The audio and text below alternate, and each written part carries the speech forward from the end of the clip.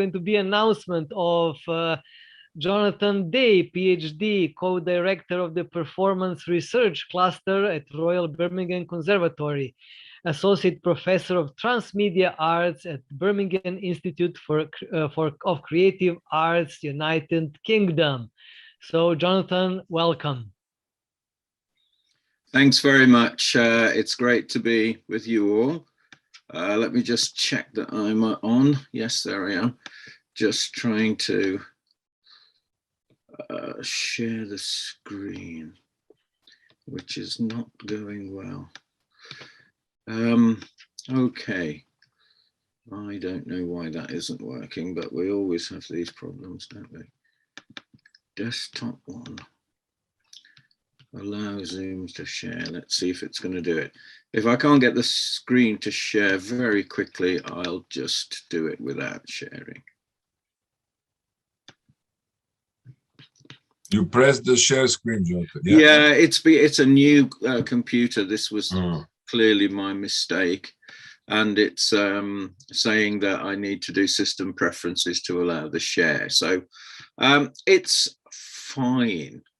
I'm just wondering what the best to our organizers, and they can play it for you. Okie dokie. I'm just thinking I can okay, I'm just going to go for it. The only problem is there's quite a lot of video in it. And we're not. We have plenty of time. You're going to take 5 to figure this out, and then we come back. We take a little break. People can have a coffee. Yeah, sure. That's a really good plan. Apologies for this. Because we are sitting. I mean, we're here now already over an hour. So I'm sure people. Yeah. No, you make it. And then like refresh a little bit after Ivan was pounding us with all these heavy things. Yeah. No, that's a very good shout. I think they're brilliant, but half of the stuff was like, what? Anyway, so let's take a 5. Yeah, I'm actually got to it now. So well, yeah, I want my 5 minutes. Jonathan. Yeah, so literally 5 minutes. Let's come back in 5. All right. Yeah, great. I mean, you can stay there, stay on the screen. Don't leave the screen. Look amazing, and we come back in a 5. All right, coming back in 5 minutes. Short commercial break.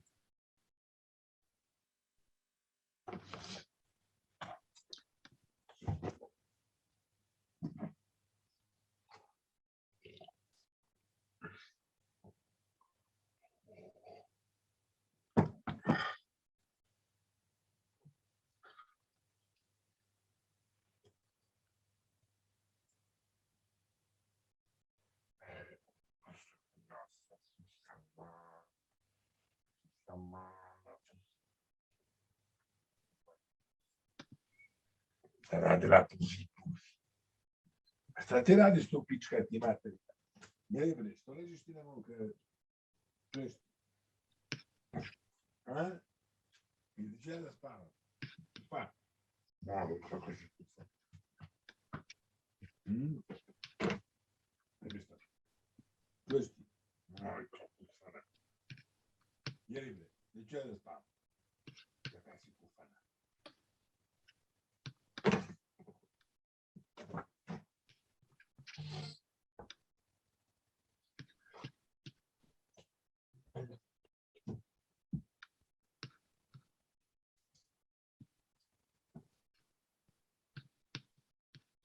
Right, is anyone there just to check that this is actually working?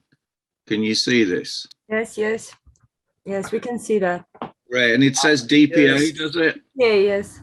That's brilliant. Thank you so much. Pleasure.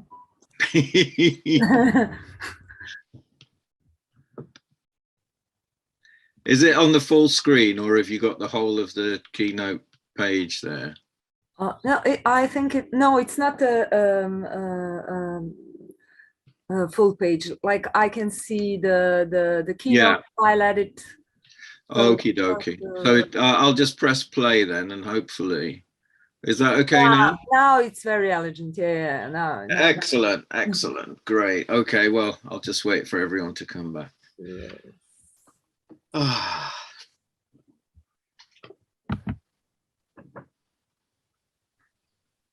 Great. I'm talking to a disembodied voice of someone I don't know anything about or how you look. It's quite fun. Yeah, I mean, it is, yes. But you will see me later. My work, hopefully, in presentation. Great. Yeah. Even you nailed it. Sorry? No, I was talking to Ivan.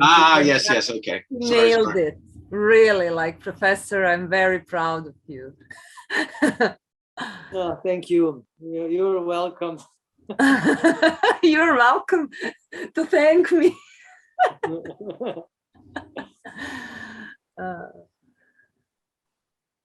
So, yes. Nice.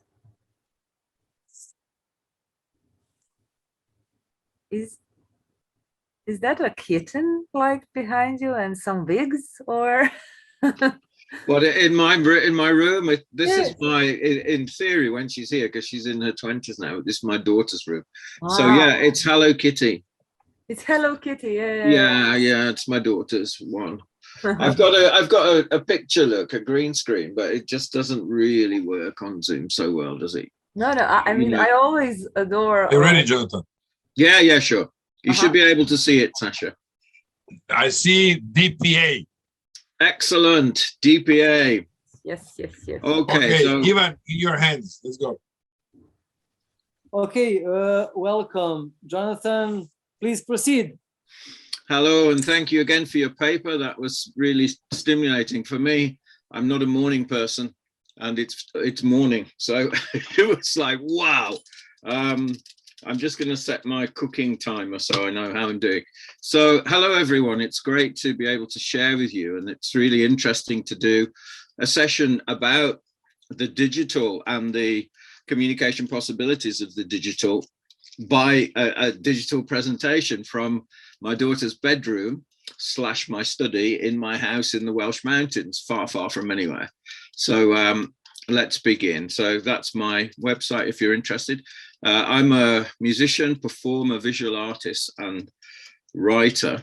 And I'm going to talk about Zen and Virtual Reality, or aspects of those things. So we're going to be investigating the explosion of lockdown live performances and virtual festivals, which obviously as a performing musician, I was involved quite heavily with those during the last 2 years. So all performance in one way involves connection. In most cases, this is something that the performers and the audience all wish for, some kind of connection.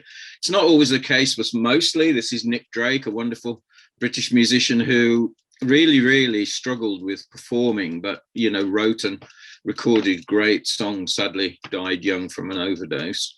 This guy, I think, doesn't want this to be shared with the audience, but it was unfortunately billions of people. So it's not always something that we want, but generally we want connection. So there are different ways to connect, different forms of connection.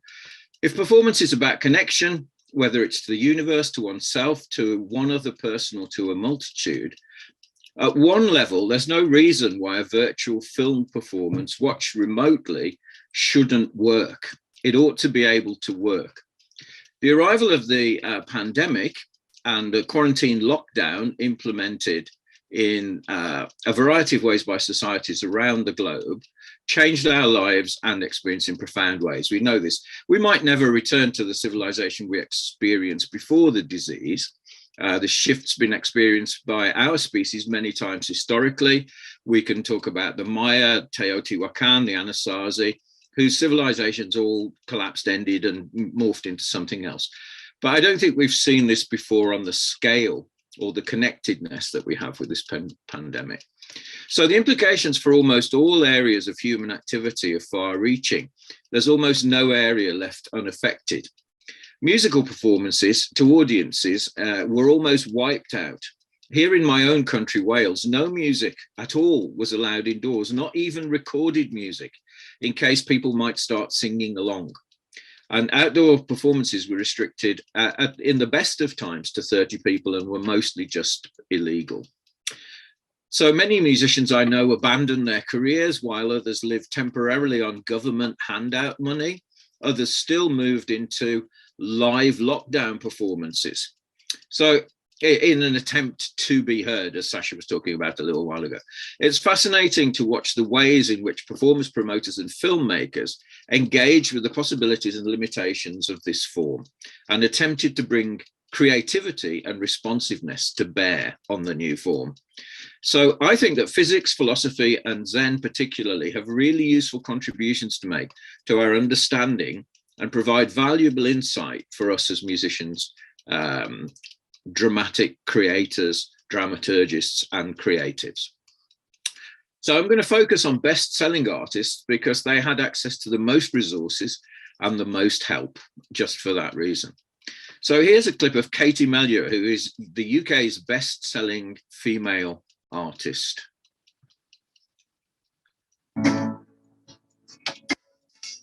All the love I gave you, it was never enough. So I'm gonna show you, babe, that a woman can be tough. So come on, come on, come on, come on. Okay, so can everyone hear that okay? Just checking that the audio is working. Working fine. Yes. Yeah, you got it. Okay, okay. So that's Katie Melua doing a performance commissioned and paid for by Amazon Prime in London. So here she is again after that during lockdown.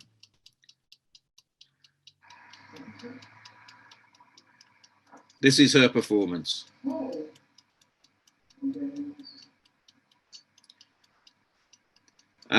So I'm not going to make you sit through it, but she did this for like about 10-15 minutes before she started playing, bless her.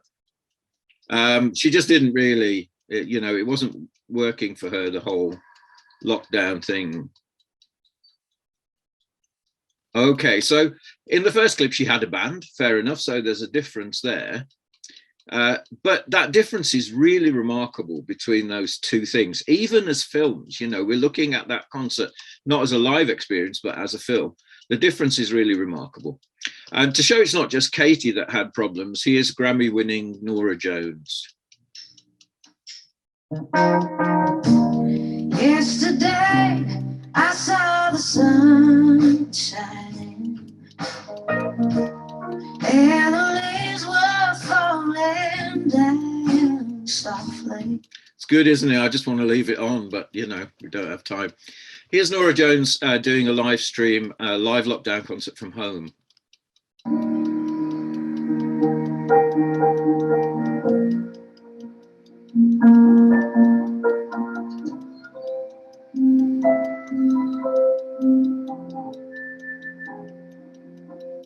Well, you could say it was a bad day, couldn't you, for that one?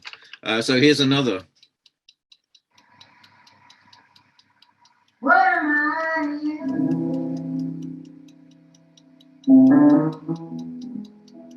Tell me, darling,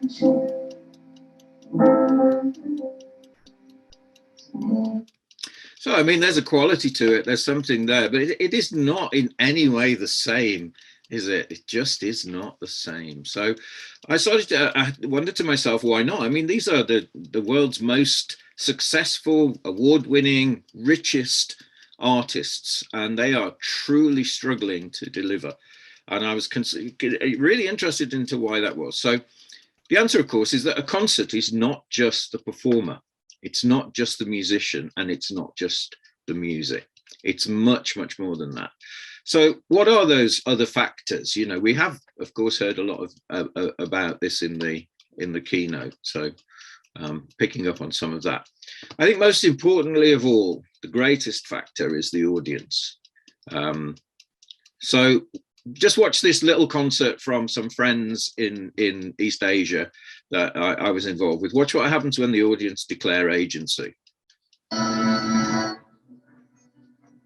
Watch the keyboard player particularly.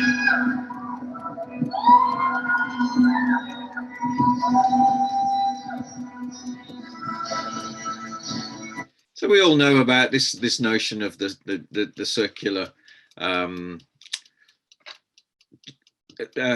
infiltration of power and influence and excitement from an audience to a performer and back to the audience again. The old folk wisdom epithet says that every concert is about the audience. As a performer myself, I would absolutely say that that is true. And this is that same concert.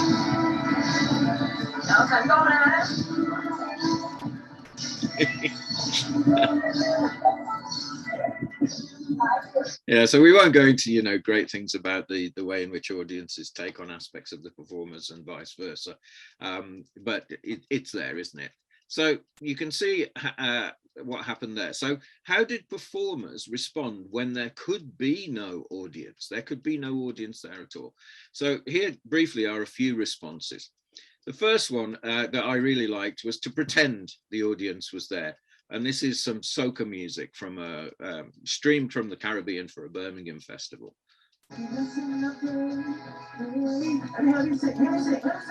Let me hear you sing, he's saying to the no audience. And he's leaving gaps for us to sing.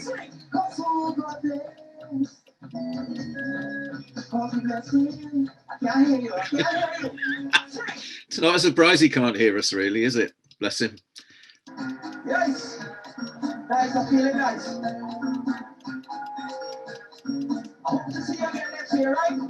He's hoping to see us again next year. We're going to be back again. Same time, same place.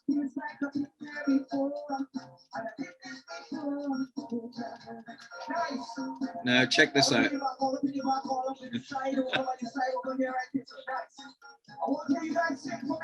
So he's dividing up the imaginary non-existing audience into sections, which he's then asking to sing and to compete with each other in who sings best, even though there's no one there at all. So pretending, that was one approach for people. The second one is acknowledging that no audiences exists, but playing anyway to the empty space. This is James Bay. I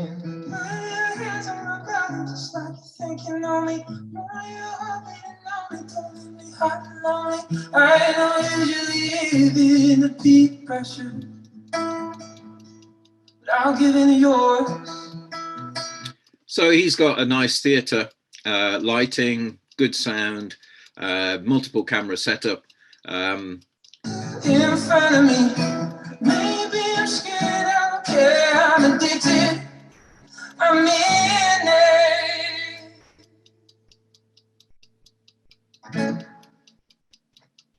Hey, thank you. Hello, this is strange. I'm in a venue and we're getting closer to doing real gigs, but I don't have a crowd here right now, as you might be able to tell.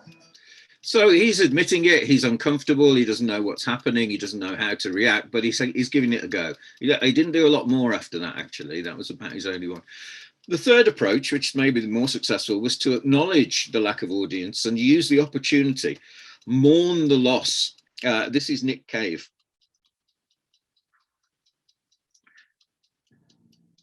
So Nick Cave hired a very famous London venue. It was a stairway. It was 15 branches high. On the top branch was a nest, sing a high cloudy nest. So he's using the space and essentially making a film.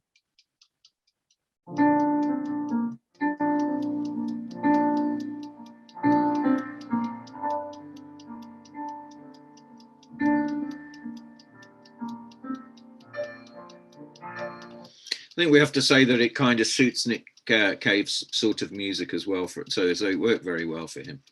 I think those latter were more successful than Katie and Norah Jones, despite having no audience. I wonder without COVID whether we would have ever realized that these incredibly famous musical celebrities, these stars, were so dependent on venue, sound systems, costume, lighting, and support systems. So why are they so dependent on these things, venue, sound, lighting, costume, lighting? Why doesn't it work when they don't have them? Well, very briefly in the few minutes left, I'm going to touch on some stuff from physics, mathematics, and philosophy to help us understand the relationships that exist within and constitute a concert. So I'm drawing on this guy, Roger Penrose, who was the PhD examiner for Stephen Hawking. He's Emeritus Professor of Mathematics at the University of Oxford. There he is, Roger Penrose. So along with many others, he has shown recently, fairly recently, that as distinct from other brain function, consciousness is not computational, but is located in and is a function of large quantum operations within the brain. So computers will never be conscious, because consciousness is not a result of the computational. You cannot get a brain, you cannot achieve consciousness through computation. That is the key point that we're getting from principally Penrose and many others too.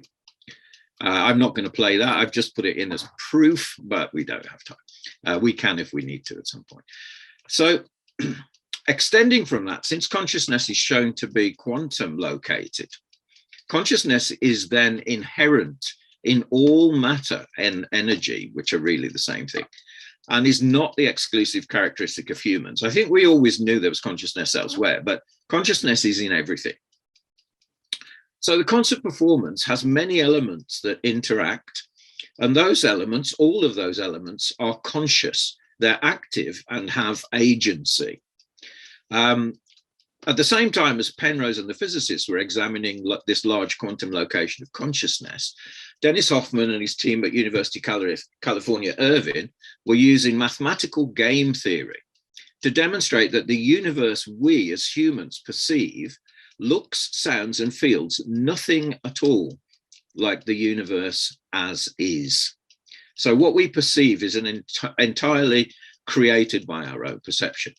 It doesn't mean we don't exist with, interact with, and experience the effects of external objects, simply that the ways we see, hear, and feel the stuff are the creations of our perceptual system. This is because their mathematical proofs showed that any conscious agent, like a human, whose view of the universe is in any way accurate, that conscious agent fails and is driven to extinction by competition with conscious agents that have perceptual systems dedicated only to survival. So if we saw what was there, we would fail as a species. Instead, we see what we need to see to survive. And that gives us a survival advantage. So I think at the intuitive and instinctual level, we always recognize this. Plato famously formulated it very much in detail in his thoughts on the so-called cave. Hoffman points out that not all conscious agents in the universe are friendly to us. It's fairly obvious. Not even those conscious agents who are all human are friendly to each other, let's face it. So a performance is contact, collision, opposition, harmony with dangerous and uncertain conscious operators. Being in a space, experiencing that performance brings us into direct contact, collision, opposition, harmony with conscious operators. That thrill can't yet and may never be replicated in a virtual performance. I think that's kind of obvious because virtual performances were developed as systems that are inherently safe. That's why we developed them, so we could be safe while that performance was happening. That safety is a key distinguisher between those. So to wrap up and to finish off, Zen, I think, wraps this nicely up for us. Obaku, phenomenal writer of haiku and other things, in the 9th century in Japan, wrote this: "The foolish embrace thought and eschew phenomena. The wise embrace phenomena and eschew thought." So essentially, he's pointing to the difference between our experience and our imagination.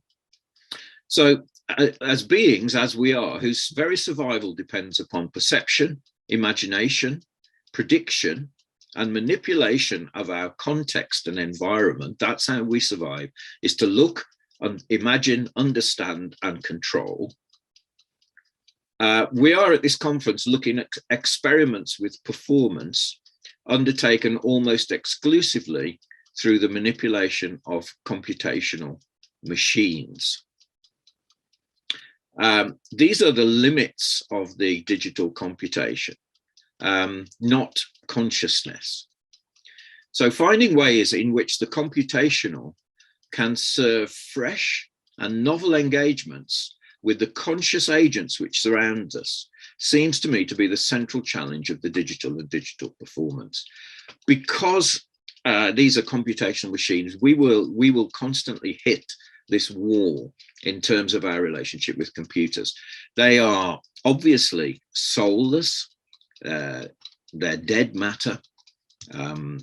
We're looking at, you know, a mixture between the uncanny valley and ghosts in the machine. No conscience, no morality. Those things have no meaning within these machines. They're computational. So I think the challenge for us and the excitement is, how do we use these technologies to create hybrid performances which bring us genuinely into engagement with other conscious elements through the use of the digital and digital performance. Thanks very much for listening. It's nice to meet you all. Thank you. Thank you. Thank you. You're very welcome. Let me see if I can get the thing to stop sharing. Thank you, Jonathan. It was very intriguing and inspiring, and it associated me with since I'm not just a writer, I also performed and directed several pieces. When do you know the performance was good? You feel it is very obvious and very easy for the performer. Performer after the good show is full of energy. It can go on and party all night long and cannot sleep. And when the performance is bad, performer just wants to go away and sleep and rest.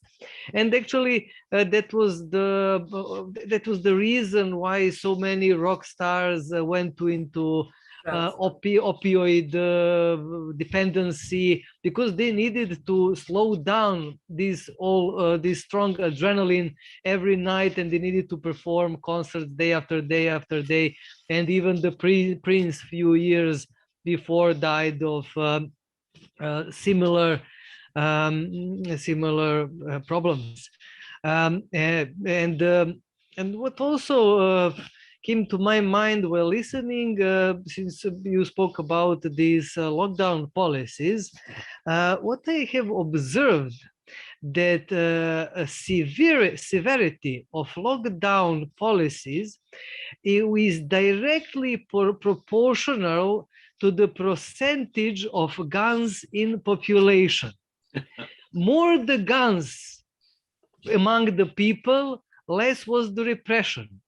In the Balkans, in Texas, in Africa, Brazil, Colombia, the measures and restrictions of movement were the easiest in the world.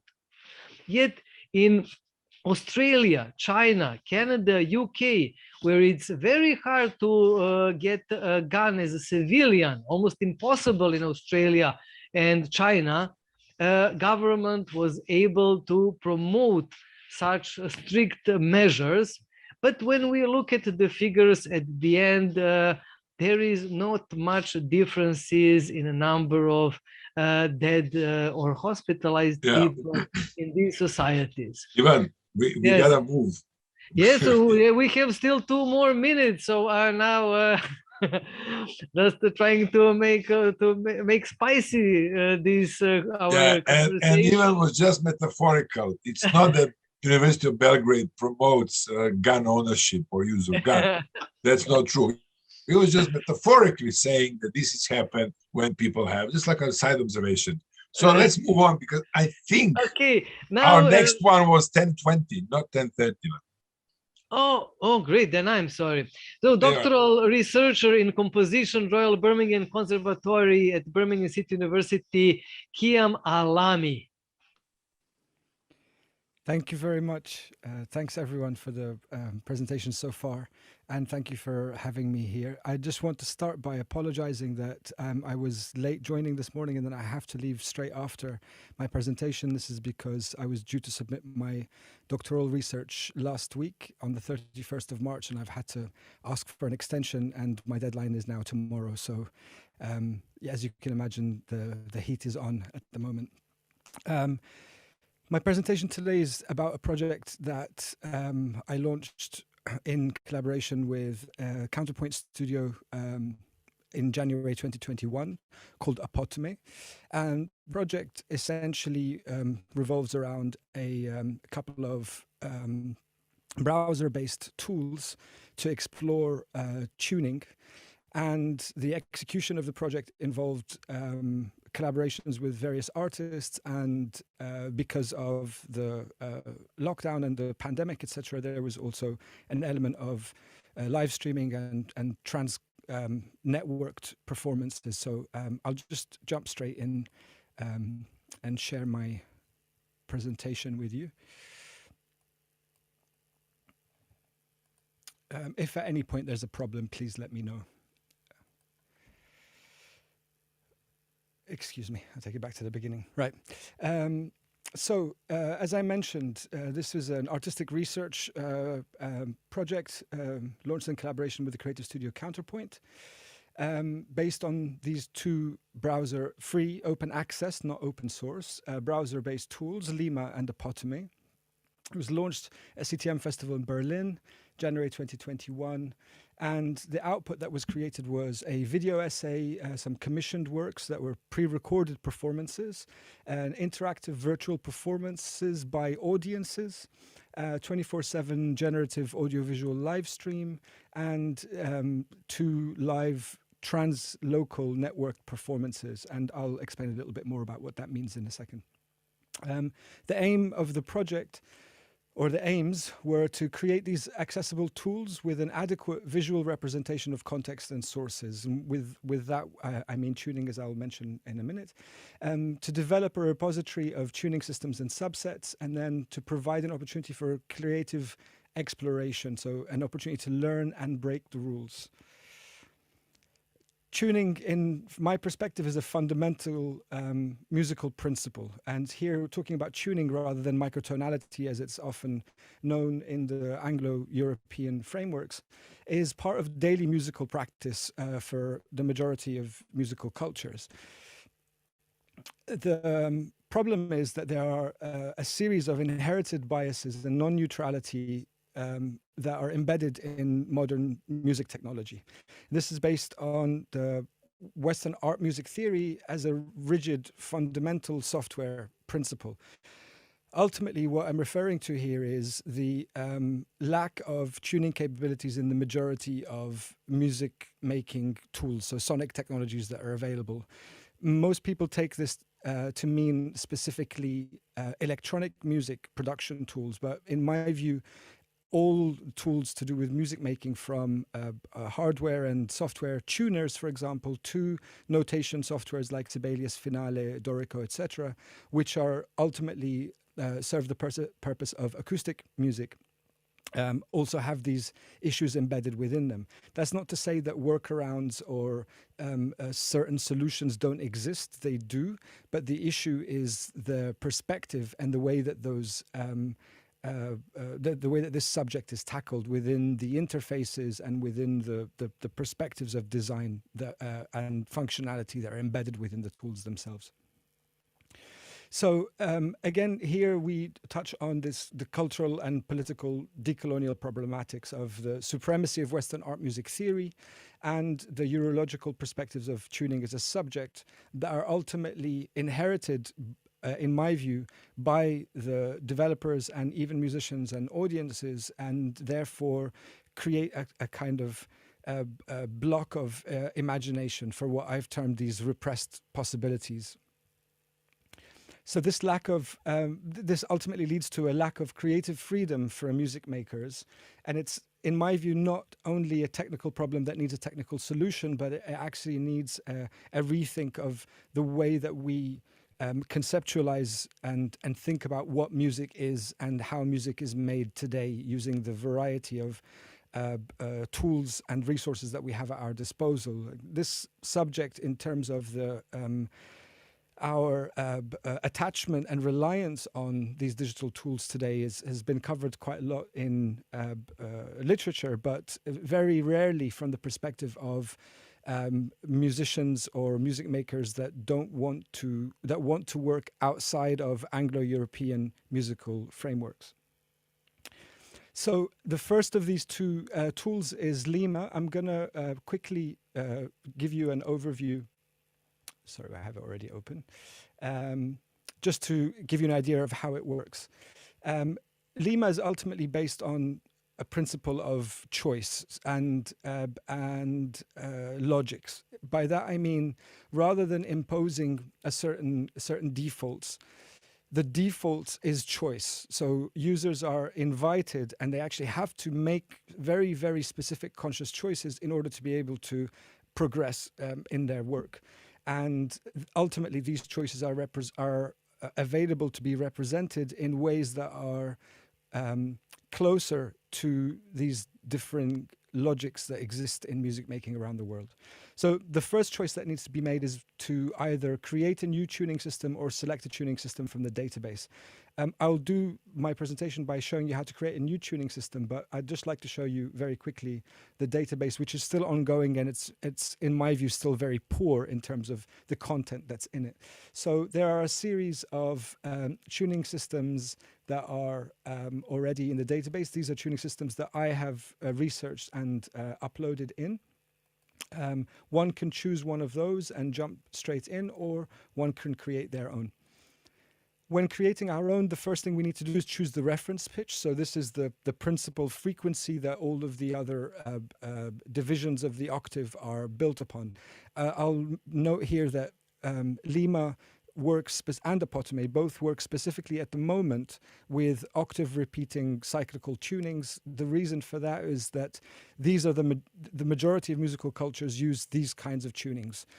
Non-octave repeating tunings and non-cyclical tunings are obviously present in the music of Indonesia or many countries on the African continent, and of course in experimental Western music, experimental European, Anglo-European music, but seeing as there was a desire here to center non-Anglo-European musics, we decided to work with this particular framework to start with. So we have the reference pitch that can be chosen, that can be done either using the drop down or by changing the slider, or then deciding on which note should have what frequency value. This is in contrast with the standards, obviously, of A4 equals 440 and the general practice in music technology that says, that allows you to only change the A4 value normally in a very limited amount of hertz from the 440 standard. Here, the premise is that any note, any MIDI note can have any frequency value, therefore allowing more freedom in the exploration. Once the reference pitch is chosen, we see this ruler, which is represents an octave, and the divisions of the octave can be entered in cents values with decimals, or in ratios, or one can break the rules and just make something up by clicking with the mouse. Once this has been designed, this is the tuning system, which is ultimately a set as opposed to a scale in itself, then we finally reach this final point here, which is the tuning system represented as a circle to illustrate its cyclical and repetitive nature.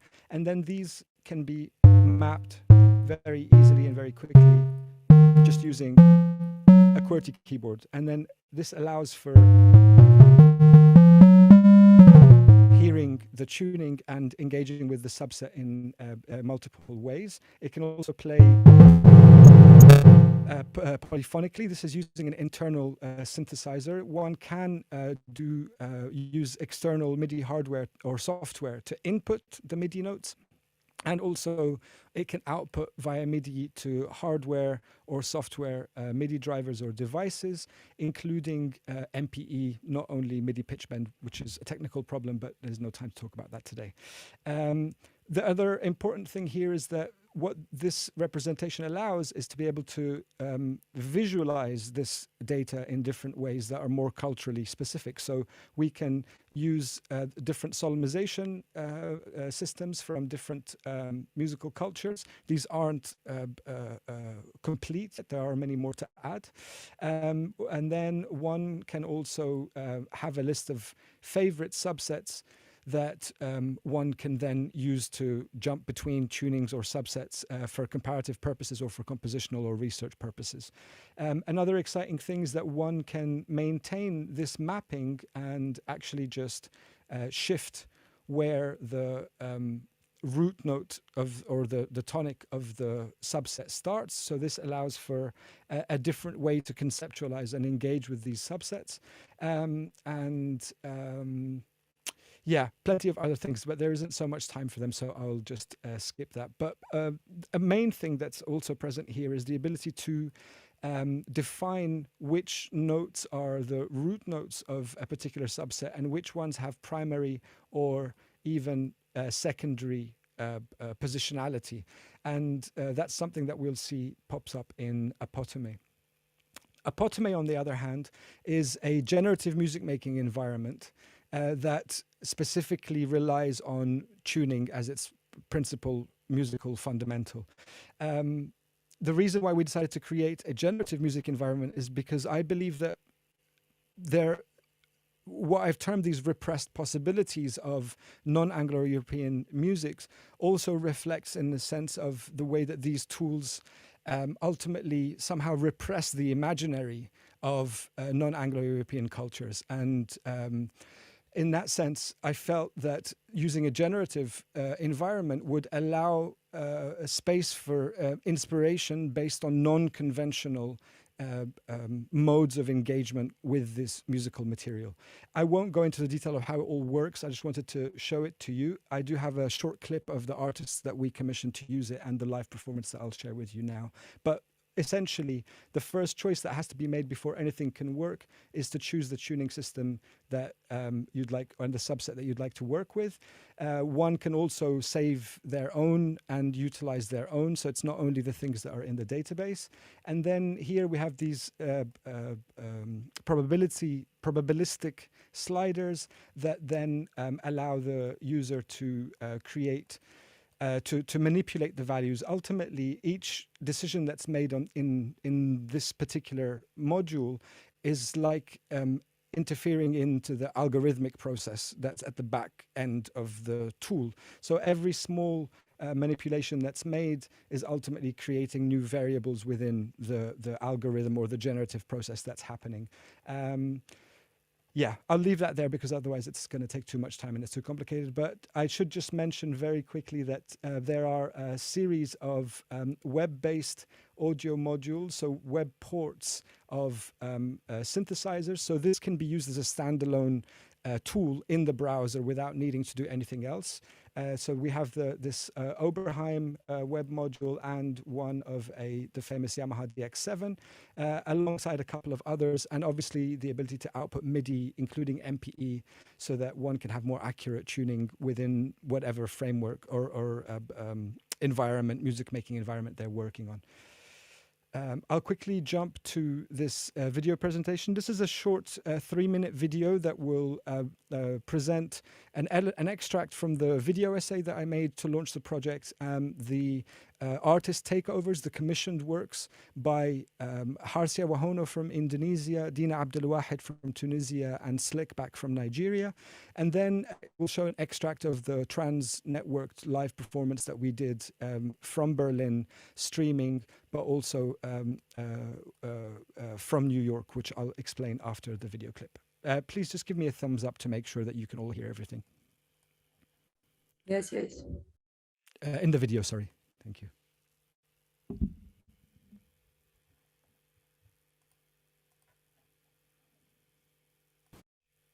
Apologies. It is working. I just keep clicking in the wrong place. tuning is one of the most fundamental elements of music making, but it's also the least taught, the least understood, and the most veiled. Do we as musicians know what notes we're playing and why they sound that way?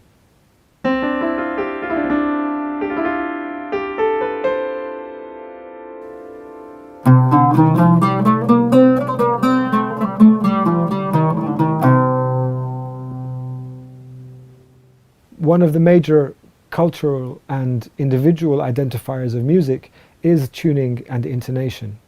And even though it's more relevant to non-Western musical cultures, it applies to all music.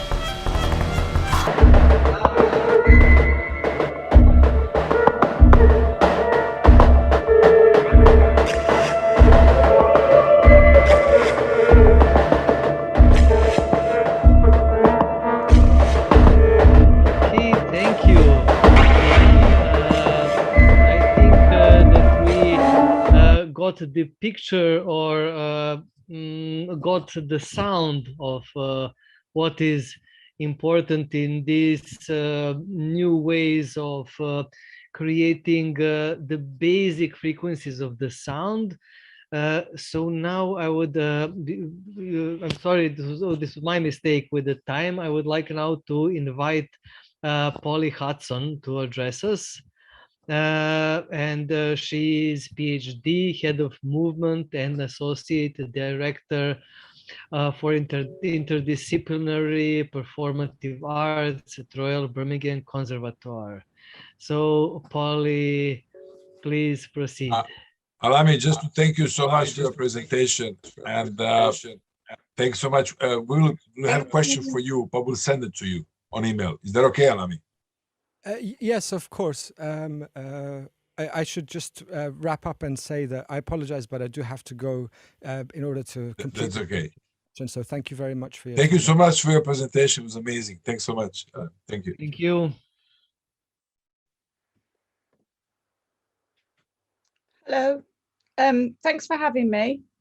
I'm going to present a little differently, actually. I'm not going to talk very much, just a very brief introduction. And then I have dropped a link in the chat. I'm going to drop that link also in the chat in the YouTube. So what I'm sharing is a video essay in some part, and in some part a virtual performance. And it's somehow suspended by time. So it's from last summer.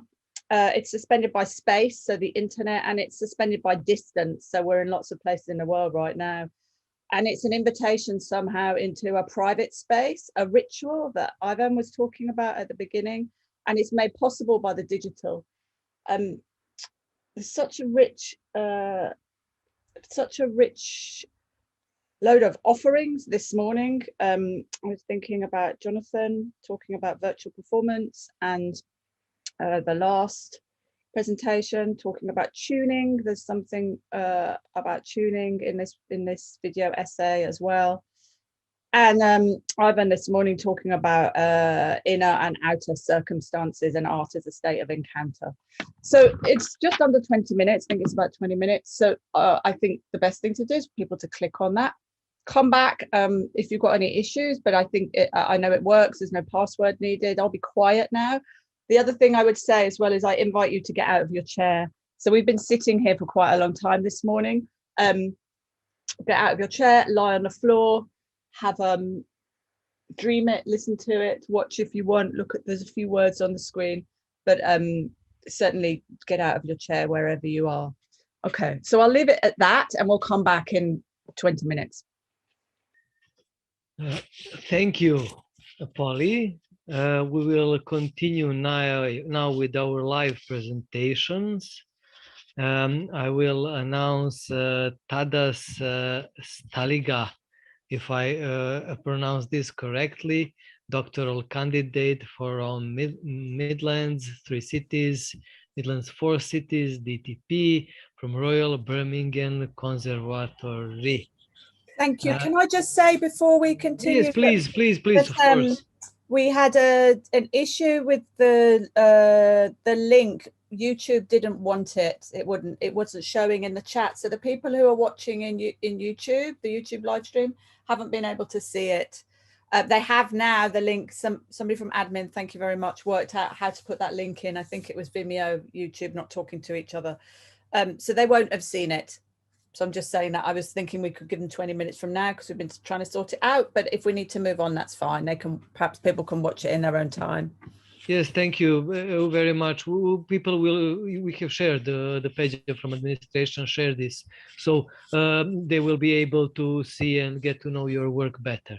I'll leave it on until the end of the conference. I was going to take it down and make it private after I presented, but I'll leave it on until the end of Friday. And then I'll take it down. Well, thank you very much for that. Tadas, please take over. Hello, everyone. Yes, Sasha. Nothing, just to say hello, Tadas. Hi, Sasha. Missed you. How are you? I'm good. Tadas is my PhD student who is just waiting to be honored by his doctorate title any day. Yes, I can't wait for that, if I'm honest. So, hello, good afternoon or good morning to you all, depending where you are. My presentation, it seems, is going to be a little bit different. Actually, I'm going to talk a little bit more about how to integrate the lessons learned in COVID, so the mediated form, back into our live performance. Because I believe that we're actually approaching finally the post-COVID times, and we as performers, creators, we need to start thinking, how to apply the lessons back. And as I mentioned, I'm Tadas, I'm a student, and my today's topic is about intermediality and in particular about videography and live performance. And I would like to talk to you today about intermediality, and I would like to highlight 3 aspects of it. So I would like to put forward the notion of intermediality as a phenomenon that is able to produce new modes of hearing, seeing, and experiencing the world.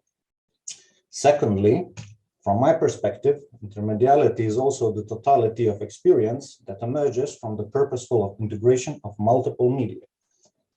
And finally, the third point, I would like to pay particular attention in today's presentation to intermediality in the context of live performance, as this is where my practice and research is presently situated. Now, before diving deeper into a specific context, I would like to make a brief detour.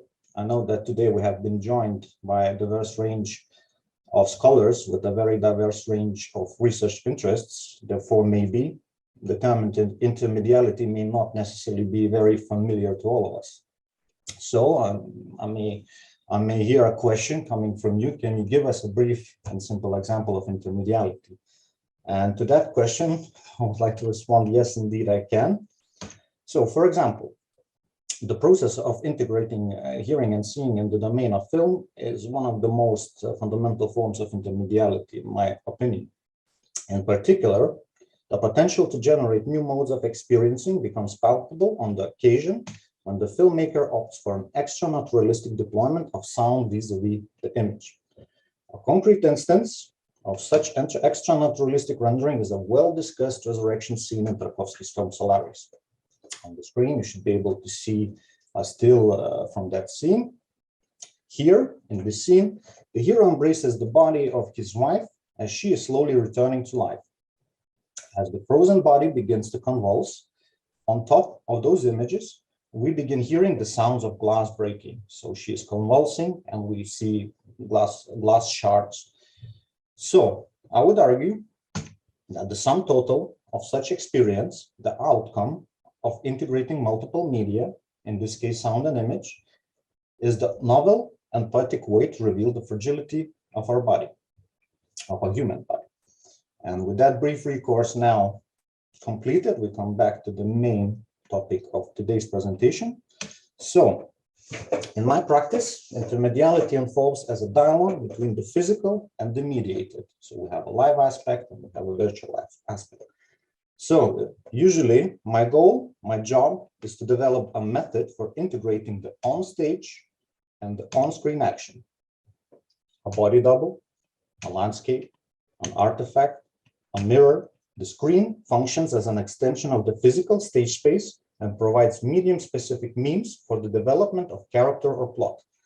In the following, we will take a look at 3 instances from my work: the performance Rendezvous, videography for the opera Flowering Desert, and videography for a dance piece, Deleted Doors.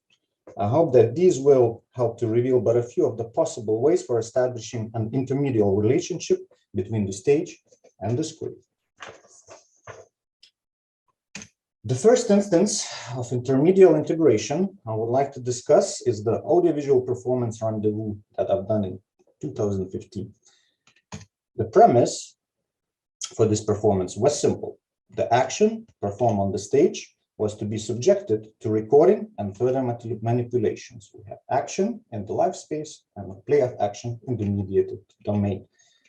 For this purpose, I have developed means for live image capturing and processing. On the left, now you see myself performing action that is then captured live and played back on the screen indefinitely. As a result, doubles of performers' bodies have emerged and the screen began functioning as a short-term memory portal. The action that was experienced but a moment ago was played out once more, looped, slowed down, chopped, zoomed, etc. The digital doppelganger on the left was subjected for intense scrutiny, a vivisection of action with the performers on the stage on the right, emerging as the surgeons. Conclusively, the live and the mediated became intertwined, thus enabling for a new mode of expressing and experiencing creative ideas. The screen, called the portal, has enabled to extend the physical stage space into the mediated domain and to present recording, or called memory, as an intrinsic element of unfolding action. We'll move on to the second instance. Now, whilst collaborating on the production for the opera The Flowering Desert in 2020, I have come up with another strategy for integrating the screen and the physical stage space. Again, the premise for design of the image began with a simple question: how to develop the characters on screen that were to perform on the stage. The need for on-screen character development was the result of the particular location where the opera was to be performed, the planetarium at Birmingham's Millennium Point. The planetarium has presented the team with a very limited physical space and a large projection area in its dome. It was clear that the video will have to play a substantial role because of this particular physical setup. As a result, to complement physical actions on the stage, I have developed a set of landscapes, artifacts, and other items that were to be coupled with certain characters from the libretto: the scientist, the mother's son, the adolescent planet, etc. For example, the arid landscape, which you are seeing right now, was to represent the scientist's state of mind at the particular moment of the plot. So these images of a desert would be playing out as the scientist would be singing his part about how he thinks about the universe, about the stars, and would complement live performance. Next, the astrolabe, an ancient astronomical instrument used by sailors to navigate the seas. This astrolabe was to represent the omnipresent powers of the sun, and the sun would become this sort of on-screen character who is able to manipulate the solar system. Now, the white was to resonate with the innocence and purity of youth. This was to be coupled with a character of the adolescent planet. And lastly, the earth colors would represent the mounting burden of age, and they would be going together as a character. An aging comet would be singing together on the physical stage. I constantly say was to and where to, as this particular production has fallen victim to the COVID-19 pandemic, and our ideas, unfortunately, have remained in the form of individual fragments and sequences that I have been presenting for you today. Nonetheless, this example reveals another possibility for a fruitful dialogue between the stage and the screen. Here, medium specificity of the filmic image, its detail, scale, and color, could be deployed in order to expand the means and tools of storytelling. Now, the final instance of my work reveals my idea to incorporate the screen as a mirror to the action that unfolds on the stage.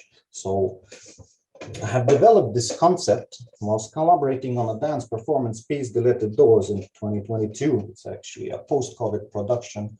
So that's why we've been trying to combine video and live performance. I have, in order to create the effect of mirroring, I have designed the videography with two facets in mind. The first one involved the process of reflecting the internal, intimate world of the onstage protagonists. So here the screen was revealing extreme close-ups of the body, the hand, the mouth, the eye, etc. This was done to render certain aspects of the performance, certain details, such as tension and rigidity, even more palpable to the eye of the spectator. Now, the second facet of the strategy has involved a more or less direct mirroring of the on-stage action. On the screen now we see an example. The dancers enter the stage and take up the positions on the floor, whereas the video mirrors the on-stage setup. At this particular moment, the action on the stage and the action on the screen meets. The protagonists pause, goes upon themselves, evaluate. This brief pause then finishes, helps to build anticipation before further action resumes. Consequentially, videography for Deleted Doors is an example of intermediality where integration results in a novel way of producing and experiencing work. As the screen assumes the function of a digital mirror, the spectator moves to and fro between the image and the stage where intermedial action unfolds. I hope that this presentation helped to reveal how new modes of experiencing the world and art can emerge from the process of integrating the stage and the screen. And with that, I would like to say thank you for your attention. My presentation is complete. Thank you very much. It was very interesting. Thank you. Very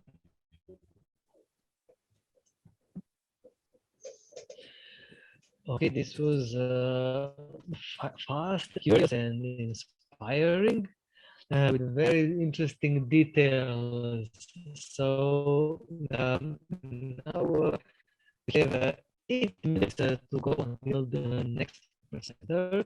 So can we use these 8 minutes to what do you choose, to take a break or to open up a short pre-discussion while we are waiting for the Joanna's turn?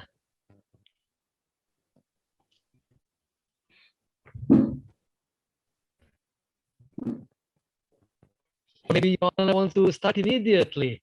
Hello, I can start immediately, yes, or we can have a talk or whatever. Okay, great. Welcome. You're a Fulbright visiting scholar.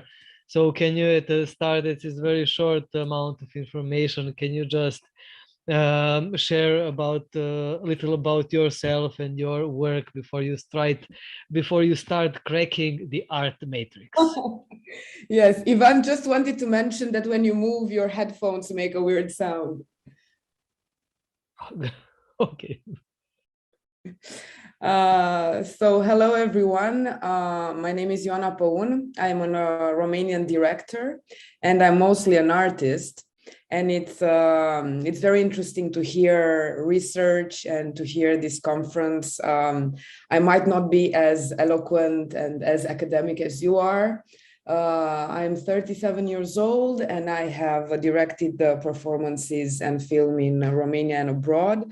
And last year I had a fellowship with the Fulbright in New York. I was affiliated with 3 universities, Bard, Pace, and Stanford, to look a little bit at something that I found intuitively, not because it's based on my research, because I honestly have only artistic research. And it's about Instagram and whether Instagram can be used as a subversive manner by artists. And I don't know if you can start your cameras and vote, but I would really like to know which ones of you are using Instagram frequently. I don't know how to. Hello. Hi. Okay, so those of you who use Instagram frequently and understand what Instagram is more or less, can you please raise your hands? Okay, 1, 2, 1, 2, 2 people. 2 people out of 12. Okay, and me, 3. So the rest of you can go and have a break, and I'm just gonna discuss with these 3 people. 4. Okay, that's great.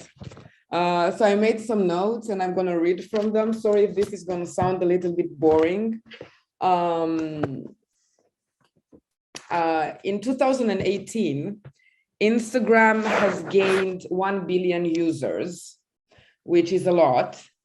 And based on the logic of consumption and consumerism, Instagram became immediately a market. Many of you know that when you are scrolling through stories or even through your feed, you have a lot of commercials popping up. And I don't know what you're targeted with, but I'm mostly targeted with hygiene products, cosmetics. I don't know if it's because I'm a woman, so I don't really know their algorithms.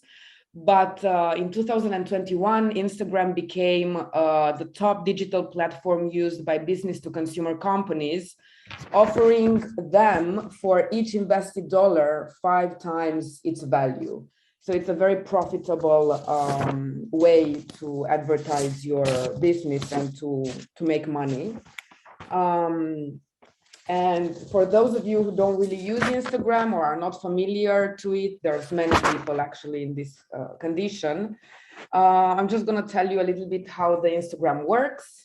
So Instagram is a visual platform that was originally launched for iPhone, for iOS operating system in October 2010.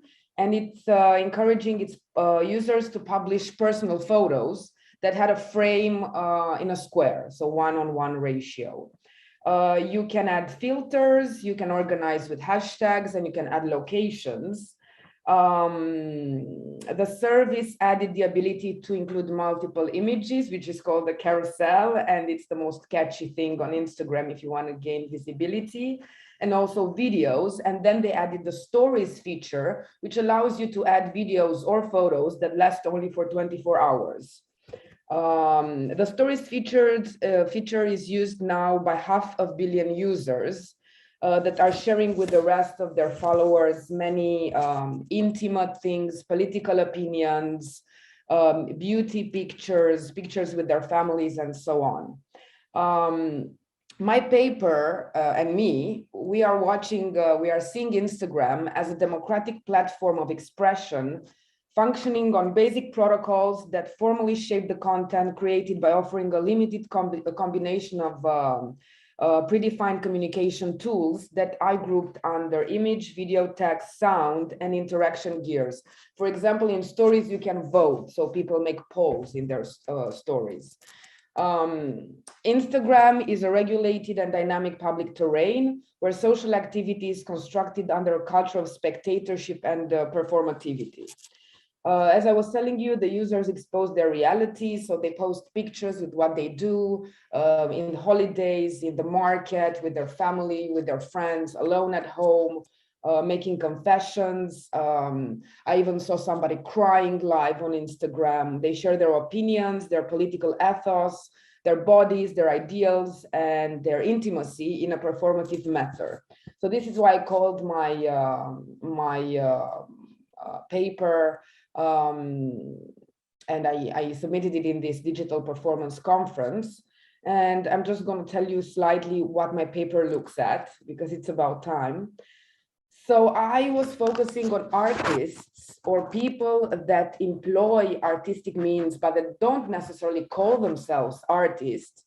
The means in which these art that they post on Instagram is not subscribed to mainstream systems of art production, and to understand how social networks shape a new form of artistness, and whether this emerging language has the potential to sidestep institutional art as well as consumeristic logic on Instagram. And I will stop for a few seconds because one of my colleagues was talking about pandemic and how artists survived during the pandemic, especially musicians, rather they try to adapt themselves to online formats, or they just stop doing art and live out of the government support aid. What I'm looking at is not artists that use Instagram to promote and create visibility for their art, but actually artists that create art in the frame of Instagram and that don't try to capitalize money or image or symbolic capital, or they don't want to make it in the art world. So this is why I call them subversive, because they, in a way, when you're watching their work, you stop and think and reflect, and don't just move on like you do with the regular Instagram content. I looked at two creators, although there are many creators that I know that use Instagram subversively. And I wanted to see whether these creators can bypass institutional systems of art recognition. So whether the art community recognizes them and sees them as artists, although the big institutions like education, universities, museums, theaters might not really know about them and recognize them, how they gain momentum to the public, and have a strong component of political subversion of any kind. These creators generate artworks modeled on the frame allowed by Instagram. So they don't paint and then take a picture and then post it, but actually they create the content knowing that it's going to be only on Instagram, and are not exposing their artistic portfolios to gain opportunities and visibility. Usually when you scroll on Instagram, the story lasts for a few seconds. It's a rush of stories. Now, because the war in Ukraine has started more than a month ago, Instagram also became a channel of sharing solidarity messages as well as atrocities committed during the war. But I wrote this paper before the war, so I'm not going to include that in my presentation. Also, I want to see if Instagram is permeable to the new usages that are going against it, or if it's trying to censor in any way. And I will just give a few examples that I have not studied, but just scrolled, of artists that started making subversive art. One is Diego Hernandez, who steals images from Instagram of very posh properties and villas, and then photoshops some paintings of his inside these villas. And then he reposts the new pimped villas back on the metaverse in a project called Instopia, which he started in 2015. Another group, which is actually a group of political artists, Frankfurter Hauptschule, did a takeover on Museum's Quartier Insta page last year, where they keep announcing their own expulsion, which was fictional, from the museum. Free the Nipple is another movement, which is basically a hashtag that encroaches the censorship on Instagram when it comes to female nipples. These are just a few examples of disruptive practices on Instagram, or of practices that try to change the algorithm and the logic of Instagram.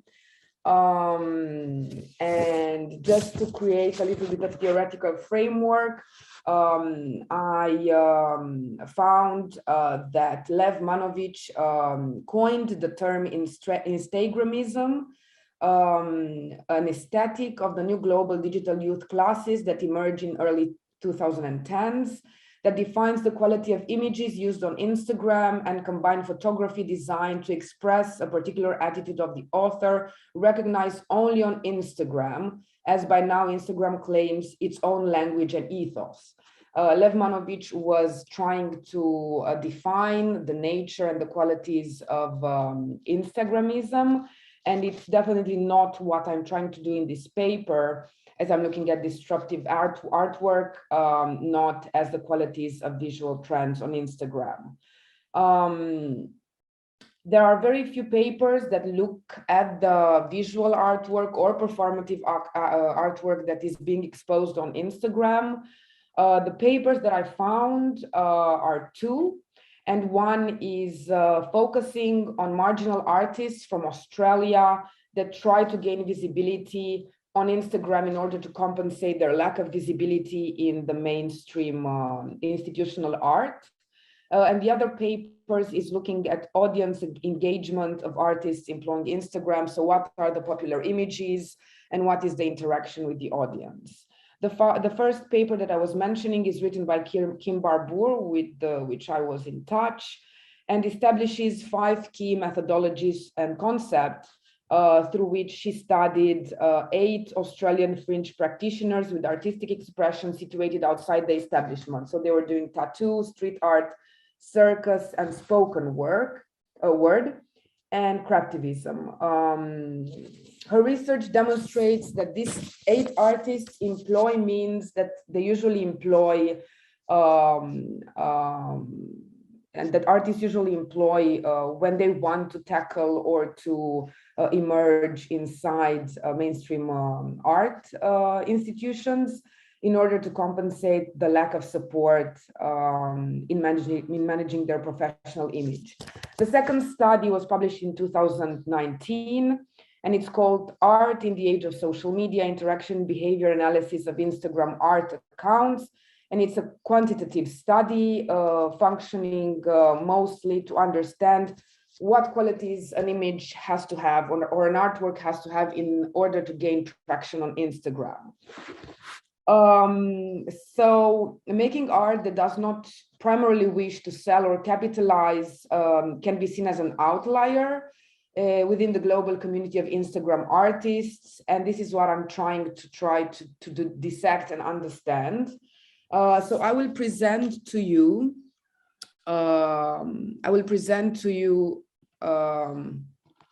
just a second, I'm trying to share the screen and it's complicated again.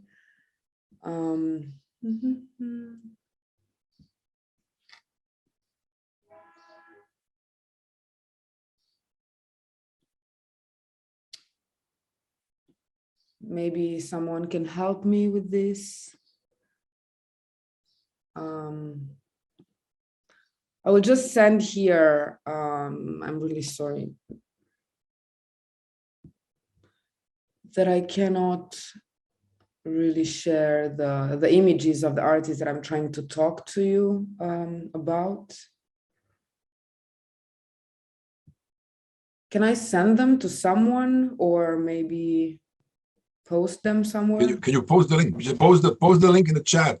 Hello, post the link in the chat. It's not a link. It's some print screens with the Instagram profiles of the 2 artists that I'm trying to talk to. Okay, then nothing.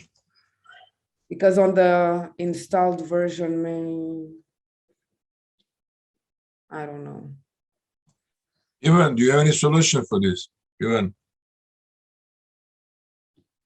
I can try to post them here in the... I had a problem earlier, the same problem, and all I'd had to do was go into settings and click Zoom as okay to receive from the screen. Okay, just a second. Settings, open.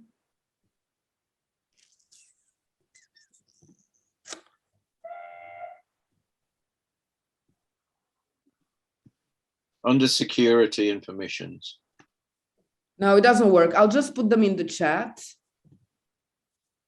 because it seems like it works. So the first artist that I'm trying to present to you, can you see it?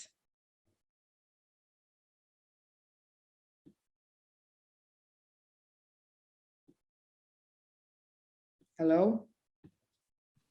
It's only allowing a download. Can't see anything. It's just, yeah, it's there, but you have to download it. It's in the chat. I sent an image in the chat. Yeah, it's there, but for me, I have to download. It's not showing us the image. Yeah, it's not popping up. Okay, so I'll send you her Instagram link.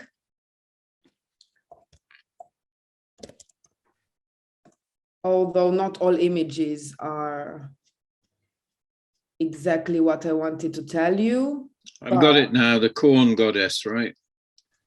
Yeah, the corn goddess. So this is the corn goddess. Her account is called Bleach Temple. She's actually a Romanian immigrant that lives in Great Britain. And she does not identify herself primarily as an artist. And her content is based on taking photos of situations that she either orchestrates or she finds herself in. She uses daily events as setups for unusual, mind-provoking photos that frequently have at the center performing of an action. For example, she transformed her visit to the first shot that she took, the vaccine against COVID, in this. So basically, she made a dress out of masks after she did the Moderna, and her artwork is called Postmoderna. She also dressed in the core. Yona, yeah. I just got a message from Sumit. He's our partner from Red Curtain Theatre in India. Sumit says that in order for you to share, you need to be made into a co-host. I'm not. So if that was anyway, we won't solve your situation now, but just to know for future, Ivan, if you can pass this to Predrag and the organizers of the technical side, the people who will be sharing material need to be made co-host, and then it's just very easy. Yeah. Okay. Sure. Great discovery. Yeah, you see, we discover everything. So, Iona, let's continue. Your lovely Instagram. I can open your Instagram, so you can just continue with this. Okay, super. So if you can make me in your time, which is left, please. Excuse me? In the time that is left for you, please. Yeah. Okay, so these are some images that she did. I will try to send you more so that you get a glimpse of her work. Some of it's extremely cultural because it has a lot. For example, the corn image where she's in a bathtub surrounded by corns and also holding two corns near her mouth. I must say that she's also a pleasure activist, and corn is a really Romanian national food. So she's mixing the irony take on nationalistic discourse with the pleasure, and let's say that she had another artwork that would make many Romanians upset, in which she used sex toys instead of eggs for Easter. So we have a habit in Romania in which we crack colored eggs for Easter, and she uses two sexual toys instead of eggs. I sent you the image of her Insta story.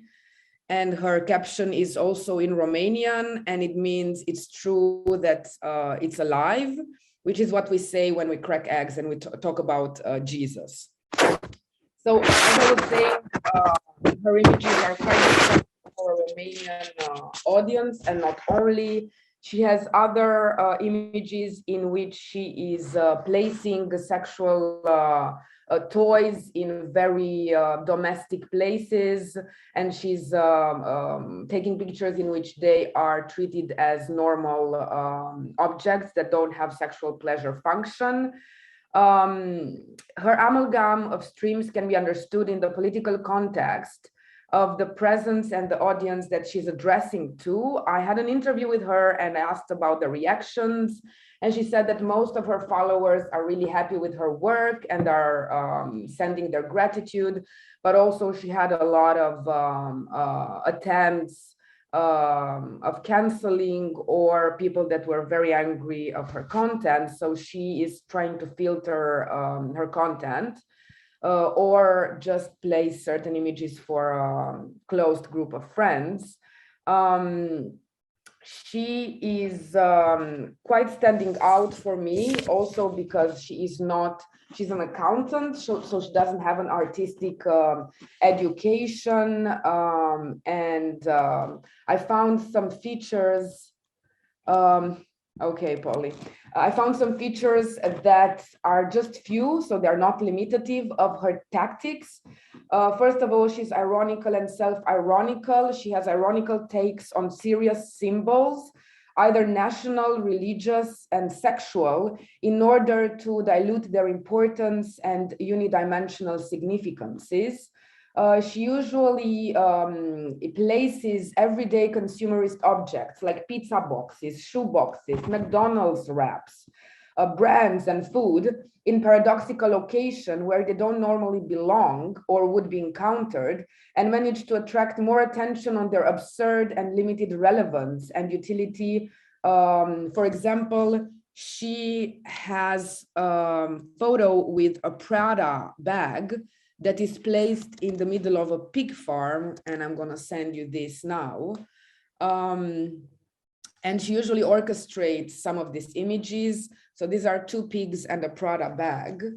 And a very important thing in her artwork is not just the photo. Let's say a photo could be exposed in any museum, but as well the caption that she writes, which kind of unreveals the meaning and the nature of her irony and hashtags. And this is important in order to decipher her work. The next artist that I'm gonna present, and actually the last one, is a Filipino photographer who moved to California. This is his account. And with his family from the Philippines, and not being able to really live out of the money that he earned as a photographer, he decided to quit, but made one last attempt, as far as he told me. On the day in which he decided to quit, he made a post on Instagram asking people to send him notes about things they wanted to say but never did.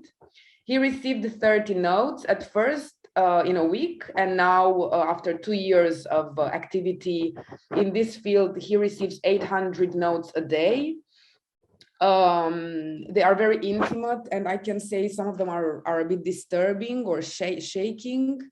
And I will send you one carousel because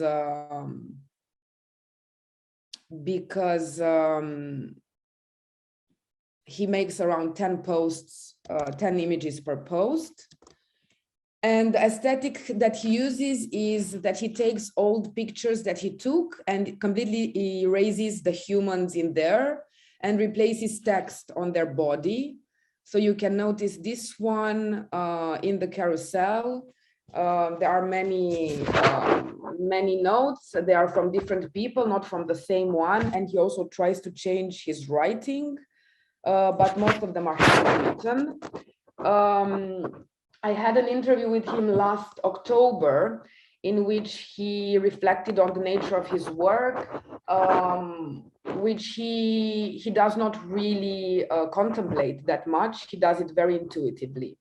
Started in a moment of abandonment and resignation, the nature of the messages that he selects and curates remained in this dark note. Remarks about loneliness, addiction, depression, longing, failures are posted weekly on the account in a collage that has the aesthetic nature of a fragile composition in which the intimate, private, socially condemnable, yet very humane thoughts are surrounded by images of an America and Americans that are anonymous. He has a system, he has a Google form through which he collects notes, where people can send secretly their notes. And after he analyzes, he selects 8 to 10 notes and creates the images where he will insert them with handwritten text. In our interview, I asked him whether he has reflected and feels responsible for the emotional impact of these notes, because many of the Instagram users are going through vulnerable moments. You don't know their mental state.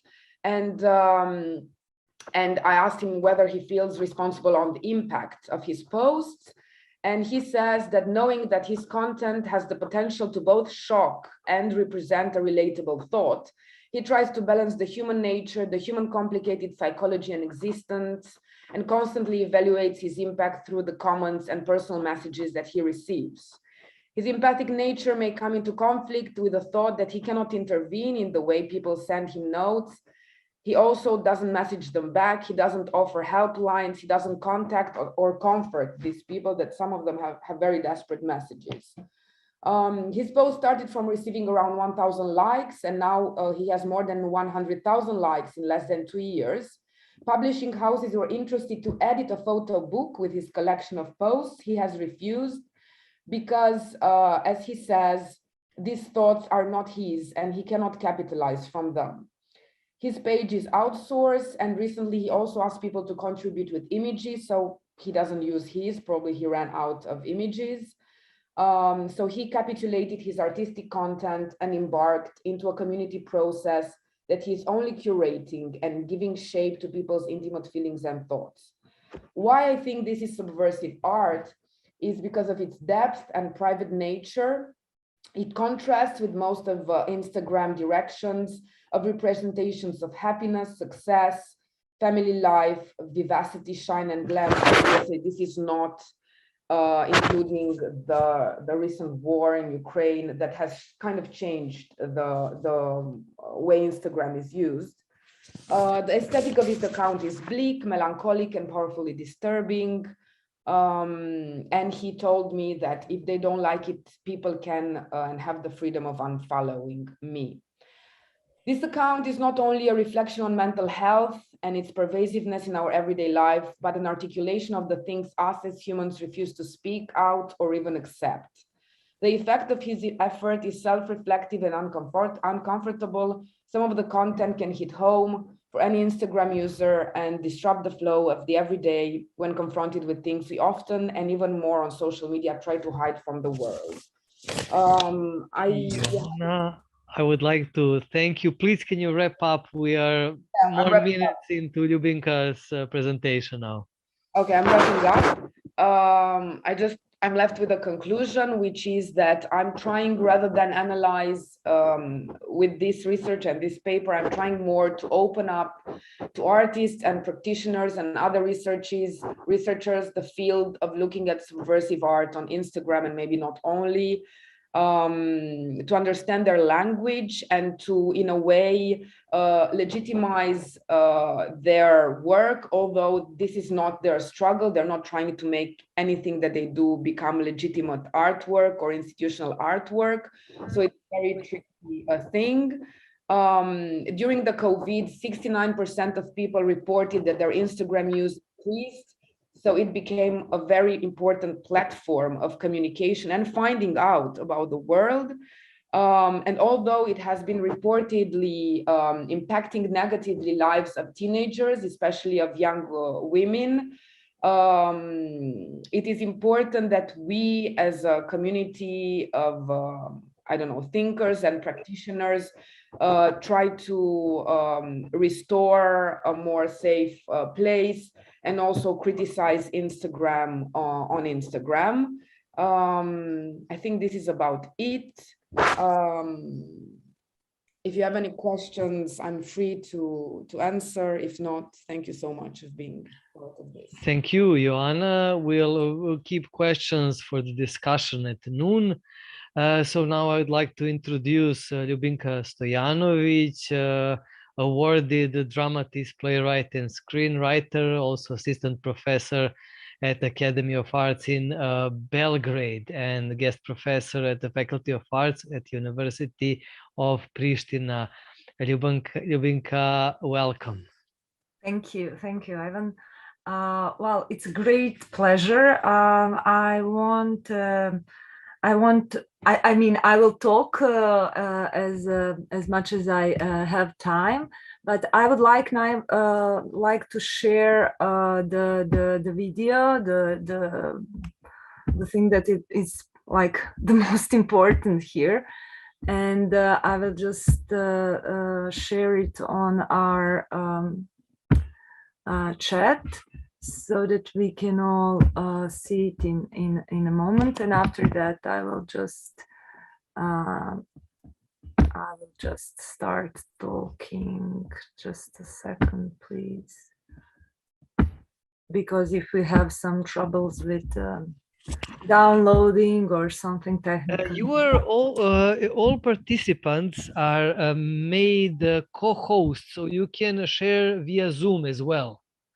We Pedja managed this technological thing, so we believe you can share materials through the Zoom live. Okay, so I hope the sound will be there, because that's the very important part of the whole thing. So now I will share the screen. Share, okay.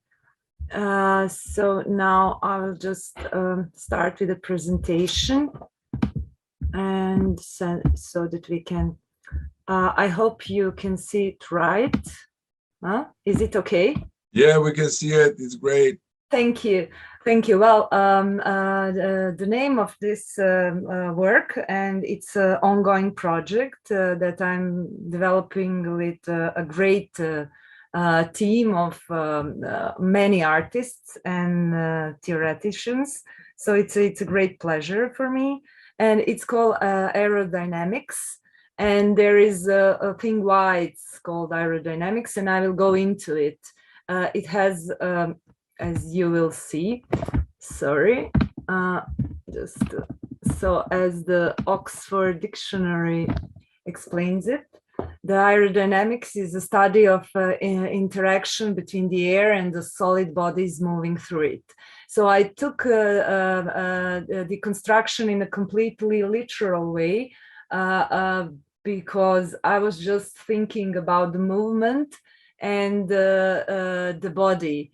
And growing up in this part of the world, which is Balkans, movement of the body can be perceived in various ways. So that would be the situation. Working on this project, which is spin-off of my DA work, it just came naturally, the political significance, and because of the material that I possess, my private material is from the 8th of August in 1992, and that's the starting point of the project. But then eventually happened 22nd year, and we are all now witnessing a new kind of movements. Of course, I have to say that the movement of the bodies, which is metaphor of all the war victims that have to flee from their homes and inhabit some different parts of the planet. I'm deliberately using this kind of expression, are interesting for me. So, of course, before, and I think all through the human history, movements like this was happening. That is probably the mixing of our genes, and it has some probably in biological meaning very positive aspects, but we are talking about something different now and something more laser-like. So as I said, this project, Aerodynamics, is a spin-off of my PhD arts doctorate, which is Kutia or box or something like machine. And it is just the ongoing project of all my aspirations towards the crossing the boundaries of human body, of social discourse, cultural discourse, and of course borders.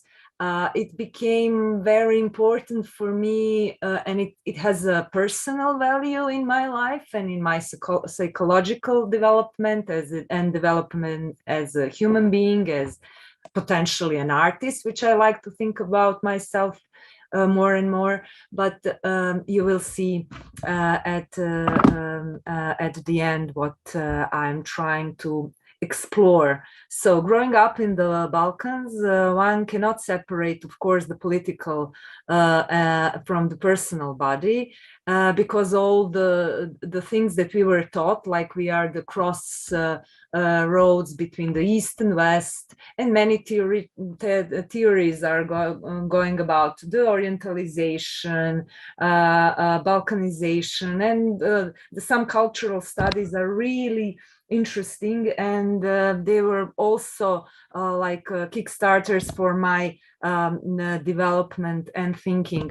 At the beginning of my research, it was really like I thought that I have like luxury of thinking about aesthetics and all those very interesting things about the movement of the body and time, passing of time, heritage, and all those things. But sadly, this year showed that that we are in a constant loop, that civilization or the humankind that we are knowing are constantly doing things that we don't learn from our history or mistakes. So, as I said here, there is a personal body. So the body, I took the phenomenon of the body, and on the left side you can see just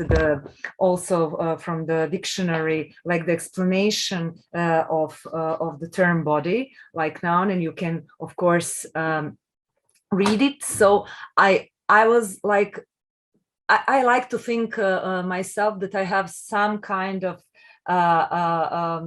similar concept of thinking about the language as UNESCO in a way. I mean, I adore him. So, like, what can we learn from the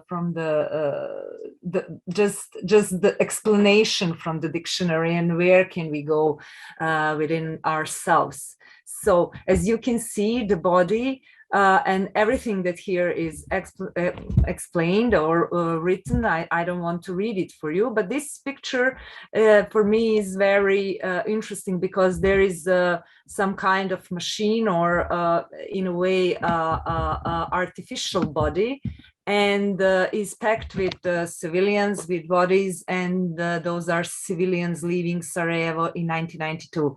Why I'm not obsessed, but why I'm dealing with 1992 is because the material that I have in my personal home is an old video VHS probably cassette, and that's the only memory that is like shot, and it has a full potential for me for my research. So I think this is something that speaks. So, I mean, sadly, today we can probably see the same pictures, and that's what really